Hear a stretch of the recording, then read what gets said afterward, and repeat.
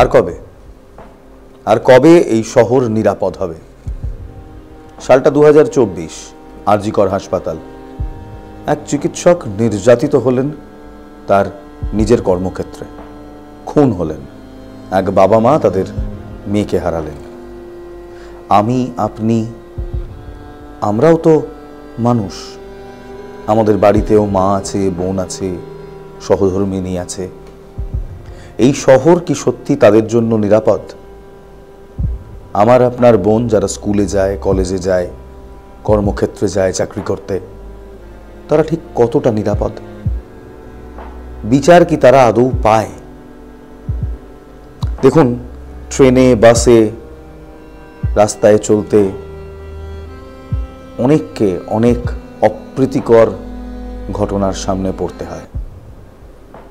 আরজিকরের সময় এই গোটা শহর দেখেছিল কিভাবে বাংলার এক মেয়ের জন্য গোটা বাংলা নেমে পড়েছিল রাস্তায়। পথে নেমে শাসককে চোখে চোখ রেখে প্রশ্ন করেছিল আর কবে এই শহর নিরাপদ হবে? 2024, এখন 2025। ছবিটা কিন্তু একটুকুও বদলায়নি। আরজিকরের পর কসবা। শিক্ষা প্রতিষ্ঠানের মধ্যে, নিজের কলেজের মধ্যে এক ছাত্রী ধর্ষিতা, এক ছাত্রীর সঙ্গে নির্যাতন করা হলো। করছে কারা? শাসক দলের প্রভাবশালী নেতা। 2011-এ এই মনোজিতরা যখন ক্ষমতায় এলো, অর্থাৎ তৃণমূল কংগ্রেস যখন ক্ষমতায় এলো, তখন বলেছিল বদলা নয়, বদলের রাজনীতি করব। তখন বলেছিল বিচার হবে, সাঁইবাড়ি থেকে নন্দীগ্রাম থেকে সিঙ্গুর সমস্ত কিছুর বিচার হবে।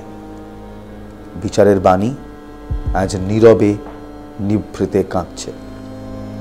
গতকাল থেকে আমরা দেখেছি তৃণমূল কংগ্রেস অনেকটা সতর্ক। আরজিকরের আন্দোলন থেকে শুধু যে বিজেপি শিক্ষা নিয়েছে তেমন নয়, তৃণমূল কংগ্রেসও অনেক শিক্ষা নিয়েছে। তৃণমূল কংগ্রেস গতকাল তড়িঘড়ি প্রেস কনফারেন্স ডাকল। শ্রীরাঙ্কুর ভট্টাচার্য, তৃণমূল ছাত্র পরিষদের নেতা, তড়িঘড়ি বলে দিলেন মনোজিৎ মিশ্র কোনো বড় মাপের নেতা নয়, ছোট নেতা। আচ্ছা বলুন তো, কোন ছোট নেতার নামে কলেজে দেওয়াল লিখন থাকে? কোন ছোট নেতা একেবারে বড় বড় নেতাদের সঙ্গে দাঁড়িয়ে ছবি তোলে? মনোজিৎ দাদা is an hour hearts, team MM। কোনো ছোট নেতার জন্য এই দেওয়াল লেখন সরকারি কলেজের দেওয়ালে লেখা যায়? কলেজের ধৃত নিরাপত্তারক্ষী, সেই নিরাপত্তারক্ষী যে সংস্থায় কাজ করতেন, সেই সংস্থার কর্ণধার থেকে শুরু করে একাধিক প্রাক্তনী, অধ্যাপক সবাই অভিযোগ করছে এই মনোজিৎ একেবারেই ছোট নেতা ছিলেন না, তার আধিপত্য চলত। সে ছিল এই কসবা ল কলেজের বেতাজ বাদশাহ। কখনো মন্ত্রীর সাথে ছবি, কখনো তৃণমূল কংগ্রেসের দক্ষিণ কলকাতার সর্বেসর্বার সঙ্গে ছবি, কখনো এই রাজ্যে যে তৃণমূল ছাত্র পরিষদের সর্বেসর্বা তার সঙ্গে ছবি, শ্রীরাঙ্কুর ভট্টাচার্যের সঙ্গে ছবি। এই মনোজিৎ আর যাই হোক, ছোট নেতা নন তৃণমূলের। কাল যখন শ্রীরাঙ্কুর ভট্টাচার্য সফট টার্গেট হিসেবে তৃণমূল ছাত্র পরিষদকে সামনে নিয়ে আসছে, বয়ানে বলছে, তখন আমি বসে বসে ভাবছিলাম সফট টার্গেট তৃণমূল ছাত্র পরিষদ নাকি সফট টার্গেট আমি, আপনি, আমাদের বাড়িতে থাকা মা বোনেরা। আমার আপনার বাড়িতে যারা মহিলারা রয়েছে, তারা স্কুলে যায়, কলেজে যায়, কর্মক্ষেত্রে যায়, তারা কি আদৌ নিরাপদ? ছোটবেলায় যখন আমরা বাড়ি থেকে বেরিয়ে স্কুলে যেতাম কিংবা কলেজে যেতাম, তখন মারা যখন জানতে পারতেন একবার যে তাদের ছেলেমেয়েরা কলেজের ভেতর ঢুকে গিয়েছে, কলেজের গেটের ভেতরে চলে গিয়েছে, তারা নিশ্চিন্ত হয়ে পড়তেন, সেফ আছে, নিরাপদ আছে, নিরাপদ জায়গায় আছে, কলেজে তার সঙ্গে অনিষ্ট কিছু ঘটবে না। আজ দাঁড়িয়ে এই কথাটা আমি আপনি বলতে পারবো, ভাবতে পারবো? একটি ল কলেজে, সেই কলেজের এক ছাত্রী, সেই কলেজেরই এক প্রাক্তনী যিনি অস্থায়ী কর্মীও বটে, এবং আরও দুজন কলেজের প্রাক্তনীর হাতে নির্যাতিত হচ্ছে, তাকে ধর্ষণ করা হচ্ছে। সে বারবার কাকুতি মিনতি করছে, আমার কষ্ট হচ্ছে, আমায় হাসপাতালে নিয়ে চলো, পায়ে পড়ছেন, কিন্তু তারা শুনতে নারাজ। নিরাপত্তা রক্ষীকে চোখের ইশারায় সরিয়ে দেওয়া হচ্ছে গার্ডরুম থেকে। নিরাপত্তা রক্ষী, যার দায়িত্ব ওই মেয়েটিকে বাঁচানো, তার যাতে কোনো রকম সমস্যা না হয়, কোনো রকম সমস্যার ভেতর সে যাতে না পড়ে সেদিকে চোখ রাখার, তিনি বাইরে অসহায়ের মতো দাঁড়িয়ে রয়েছেন, বুঝতেও পারছেন না তার কি করণীয়। প্রতিবাদ তো দূরের কথা, তরুণীকে বাঁচানোর জন্য একবার ছুটে যাননি। কেন? ভয়। এই ভয়, এই আমার পেছনে থাকা যে আইনদণ্ডের ছবি দেখছেন আপনি, সেই আইনদণ্ডের ওপর ভয় নয়, এই ভয় তৃণমূলের কিংবা শাসক দলের নেতাদের বিরুদ্ধে ভয়। তাদের ভয়। তারা চাইলে অনেক কিছু করে দিতে পারে, তারা চাইলে গুম করে দিতে পারে, হাত পা ভেঙে ফেলে রাখতে পারে, তারা চাইলে সুখের সংসারটা শেষ করে দিতে পারে। এই ভয়। আমাদের ভয় পাওয়া উচিত এই ঠিক আমার পেছনে দাঁড়িয়ে থাকা, চোখে কালো কাপড় বাঁধা আইনের থেকে। তবে আমরা আর আজ আইনকে ভয় পাই না, আমরা শাসক শ্রেণীকে ভয় পাই।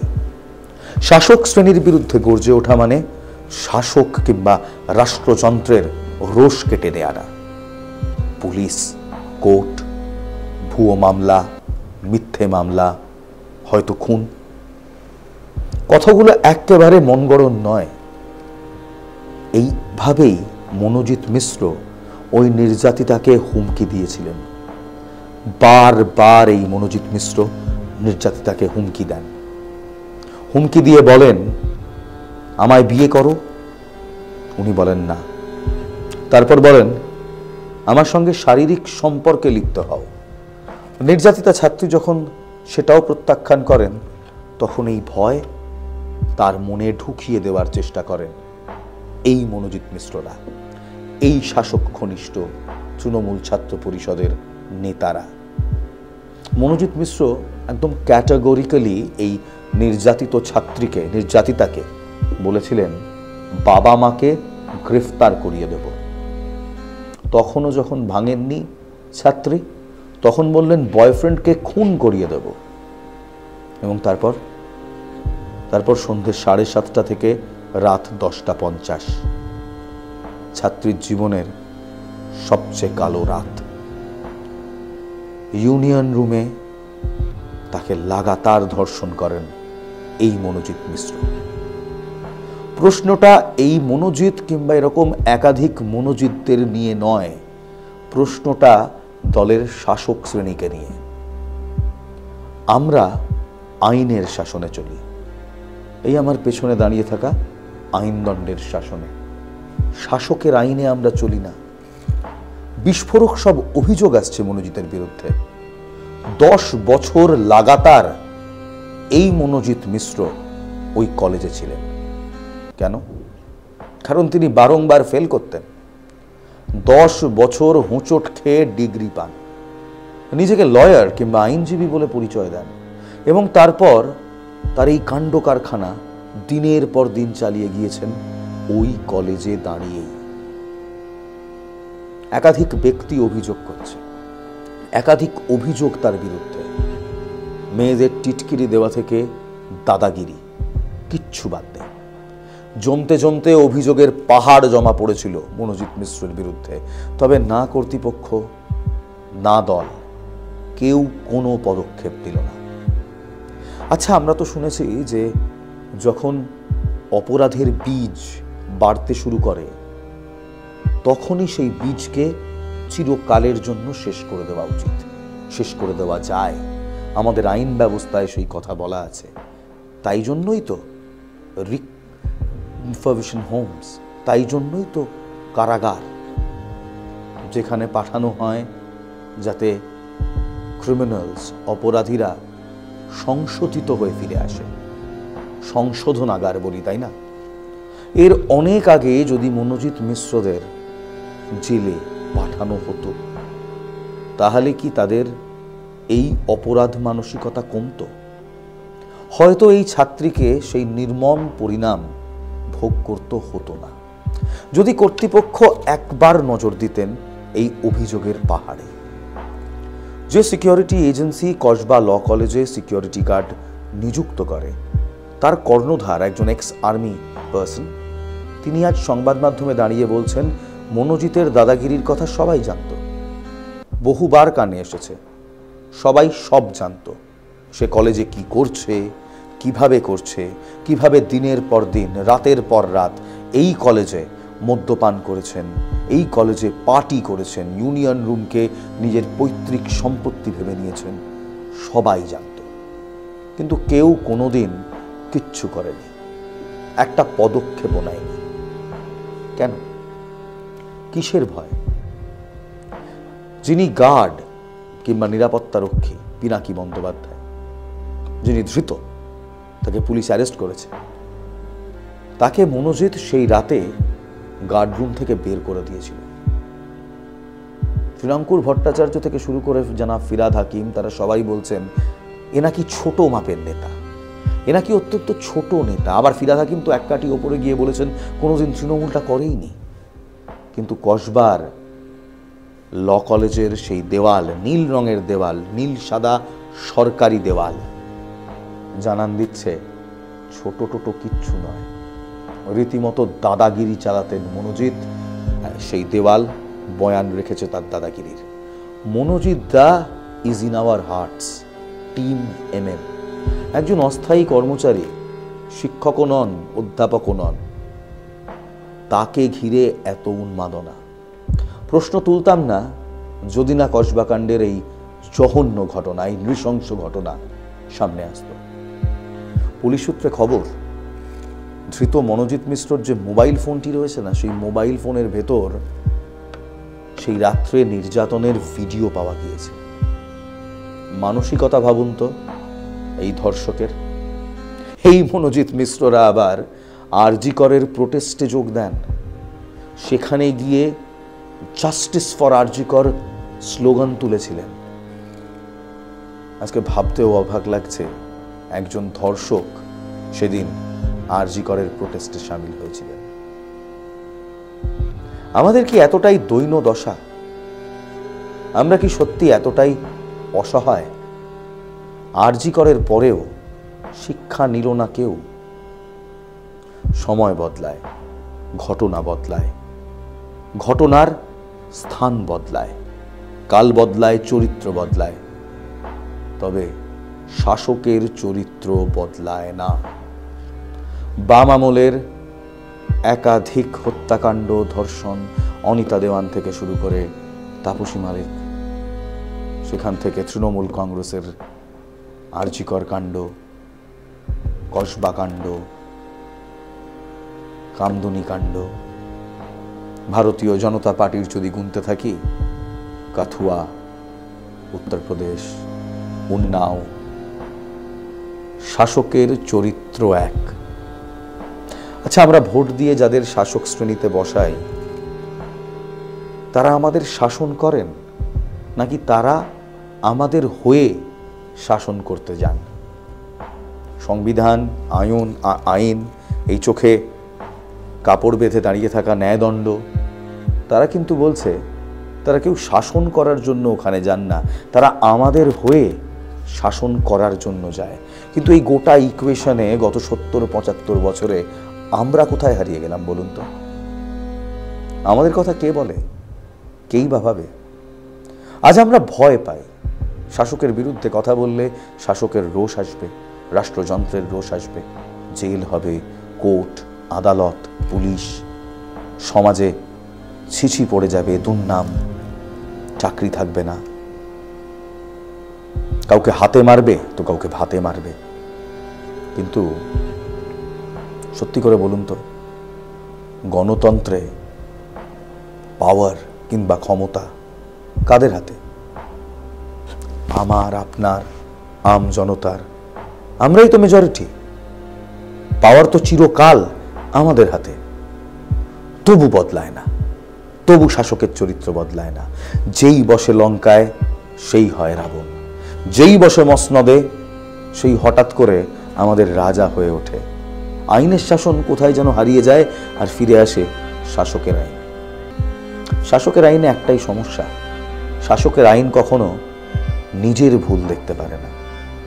দেখতে পারে না বলেই তো এই মনোজিৎ মিশ্রদের বিরুদ্ধে একাধিক অভিযোগ থাকার পর, পাহাড় প্রমাণ অভিযোগ থাকার পর, লিস্ট থাকার পরও কোনো দিন কেউ কোনো পদক্ষেপ করেনি, না কলেজ কর্তৃপক্ষ না দল।